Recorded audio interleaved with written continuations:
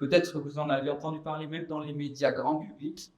Il y a eu une innovation très importante, vraiment majeure, et on peut presque parler de révolution dans la prise en charge de la surdité ces derniers mois, et notamment début 2024, donc c'est tout récent, et qui concerne une surdité qu'on appelle la surdité DFNB9. Donc c'est un nom un peu barbare. Quand on décode, en fait, c'est juste un nom de code qui est assez simple à comprendre. DFN, ça vient du terme anglais qui veut dire surdité. Donc toutes les surdités génétiques sont codées de cette façon-là.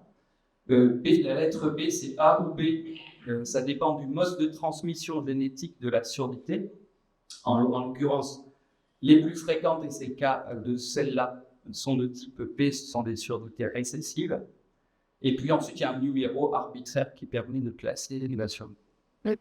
Donc on parle là de la surdité DFNB9 qui est liée à une protéine qui s'appelle l'autoferline. On va en parler un petit peu plus du mécanisme. Et donc dans cette surdité, une anomalie génétique fait qu'on ne peut plus fabriquer l'autoferline, qui est une protéine indispensable à la bonne transmission de l'information entre la cellule ciliée et le nerf.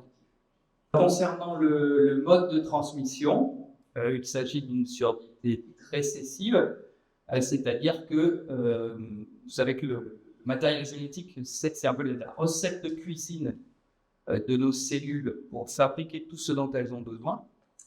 Et on a deux copies de cette recette, une copie qui nous vient de notre mère et une copie qui nous vient de notre père. Et dans les surdités récessives, les deux parents sont porteurs chacun, en général sans savoir, d'une bonne copie de la recette, qui est indiquée ici en couleur bleue, et d'une mauvaise copie de la recette. Donc ils sont porteurs d'une anomalie, ils ont une anomalie d'un exemplaire de ce gène, et sans le savoir, ils n'ont pas la surdité, puisqu'ils ont une bonne copie de la recette. Et le problème va se poser pour leurs enfants, statistiquement dans 25% des cas, et notamment si un enfant hérite des deux mauvaises copies de l'anomalie génétique. Donc c'est ce qui est représenté par le code couleur. Tant que vous avez au moins une partie du bon exemplaire en bleu, vous n'êtes pas atteint. Et par contre, si vous avez les deux mauvaises copies, dans ce cas-là, vous êtes porteur de la surdité. Ce qui explique que ce soit des surdités génétiques qui, des fois, peuvent passer un peu inaperçues pendant plusieurs générations, comme simplement, de manière aléatoire, les combinaisons génétiques font que vous n'êtes pas forcément atteint de la surdité. Et donc, elles apparaissent parfois comme de nouveau, c'est-à-dire un enfant, alors que pas d'antécédent vraiment proche dans la famille est connu que va présenter la communauté de la surdité. Alors, en ce qui concerne l'origine du problème dans cette surdité, les points les plus importants de l'anatomie de l'oreille, donc vous savez que le son rentre par le conduit auditif externe. Ensuite, il va mettre en mouvement le tympan et les osselets. Généralement, dans les surdités sévères et profondes, c'est pas ça qui est concerné. Et le son va être ensuite, la vibration va être ensuite transmise à la cochlée, c'est-à-dire à l'oreille interne. Et c'est dans la cochlée que va se faire le mécanisme le plus important de l'audition, c'est-à-dire transformer la vibration en impulsion électrique dans le nerf auditif. Et c'est ça d'ailleurs que va remplacer l'implant cochléaire, qui va capter le son, faire cette transformation à la place de la cochlée pour envoyer directement l'information électrique au nerf. Alors dans la surdité DFNB9 qui est liée à l'autoferline, l'autoferline c'est justement une protéine essentielle dans la transmission du son entre la cellule et le nerf.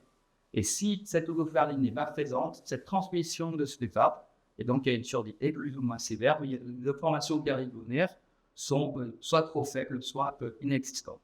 Et tout le reste est normal, en fait. L'anatomie est normale, les cellules sont bien présentes, il manque juste cette petite protéine pour que tout fonctionne. Et donc, ce qui a été proposé initialement chez la souris, et puis en fait, c'est allé très vite, beaucoup plus vite même que ce qu'on aurait pu espérer, parce que les premiers travaux publiés chez la souris efficaces, ils remontent à 5-6 ans maximum, et on a déjà, vous allez le voir, et c'est ça qui a été médiatisé en début d'année, des résultats tout à fait probants chez l'homme depuis quelques mois. Donc, le principe de la thérapie génique, c'est d'essayer de redonner à la cellule le gène qui lui manque, la bonne version du gène qui lui manque. Et un des bons moyens d'y arriver, c'est d'utiliser des virus. Les virus ont cette capacité à injecter leur matériel génétique dans les cellules.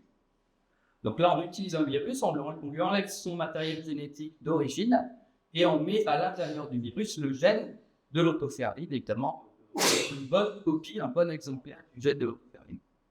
Et en injectant ce mélange de virus directement dans l'oreille interne, le virus va aller pénétrer à l'intérieur des cellules ciliées et donner la bonne version du gène de l'autoferline. La cellule va se mettre à fabriquer, alors à la recette de cuisine, donc elle va fabriquer l'autoferline comme une cellule normale, donc on corrige l'anomalie. Donc si on regarde de plus près, au niveau de l'organe de Corti, donc qui est l'organe essentiel de l'audition, l'anomalie se situe précisément ici, au niveau d'une cellule qu'on appelle la cellule ciliée interne, et dans sa connexion avec le nerf auditif. Il manque la protéine, ça ne marche pas. Si on remet la protéine, ça fonctionne.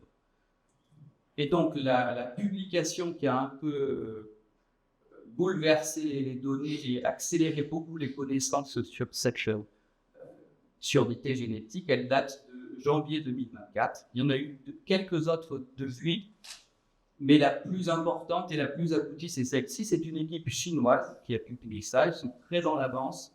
Probablement aussi parce que les contraintes réglementaires et éthiques sont moins lourdes dans ce pays qu'aux États-Unis ou en Europe. Et ils ont publié dans une revue très prestigieuse qu'on appelle le Lancet. Et toutes les découvertes scientifiques importantes, généralement, sont publiées dans cette revue ou d'autres du même niveau. Donc, c'est la première confirmation chez l'homme de la faisabilité et de l'efficacité d'une thérapie génique sur la surdité. C'est un peu, à mon avis, du même niveau que ce qu'a été la révolution de l'implant cochléaire il y a 30 ou 35 ans. C'est vraiment une énorme étape de franchie. On va voir aussi qu'il y a quand même quelques limites. Il faut souligner. Donc, le traitement a consisté en une seule injection de thérapie génique dans la cochlée par une chirurgie qui ressemble beaucoup à une chirurgie d'implant cochléaire, sauf qu'au lieu de mettre l'implant dans la cochlée, en fait, au dernier moment, on injecte la thérapie génique dans la cochlée.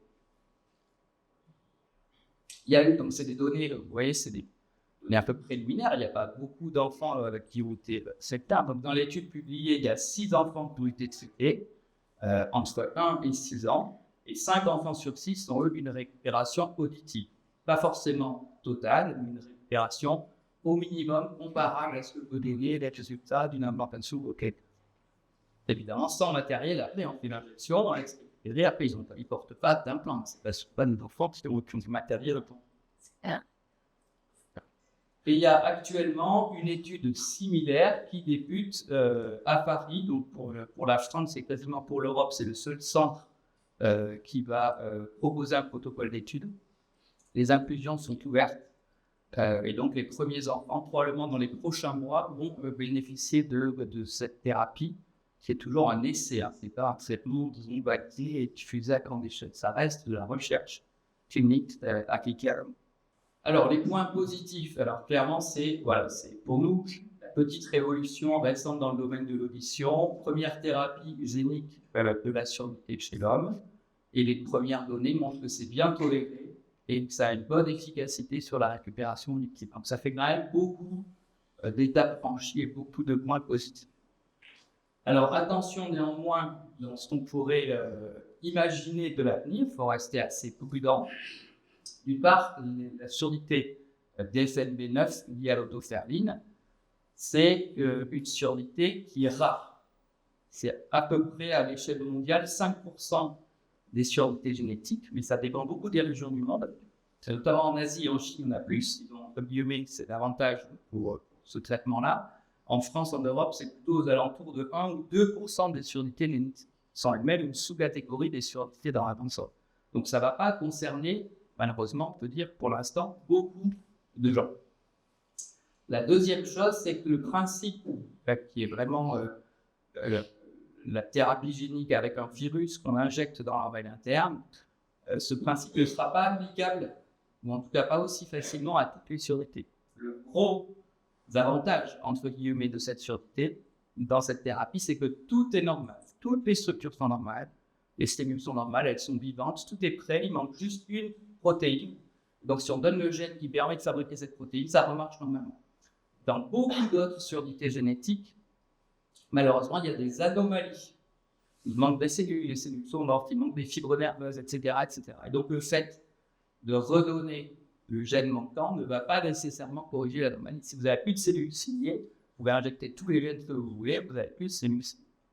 Donc, attention à la transposition. C'était le modèle, entre guillemets, idéal. Et ça ne sera pas forcément aussi rapide, voire peut-être dans certains cas impossible pour d'autres anomalies génétiques, et notamment des anomalies génétiques beaucoup plus fréquentes. Et puis, le recul reste quand même limité. On a, dans l'étude qui a été publiée au mois de janvier, on avait un recul de 6 mois après l'injection, qui est déjà bien, mais c'est des enfants de 1 et 6 ans. Il y a toute une étude derrière. Qu'est-ce que ça va donner 5 ans après, 10 ans après? Est-ce que le gène va vraiment rester en place? Est-ce qu'il va y avoir des fibroses à l'intérieur de la coquille liées à l'injection qui vont aider le fonctionnement de l'option? Enfin, on peut tout imaginer. Et en tout cas, pour l'instant, on n'a pas ce recul, évidemment à long terme, puisque c'est par définition peut-être. Donc, en tout cas, voilà, vraiment une thérapie totalement novatrice qui révolutionne probablement sur l'avenir de la prise en charge des UMT. Quelques points quand même de vigilance. On n'a pas toutes les réponses. C'est quelque chose de très récent.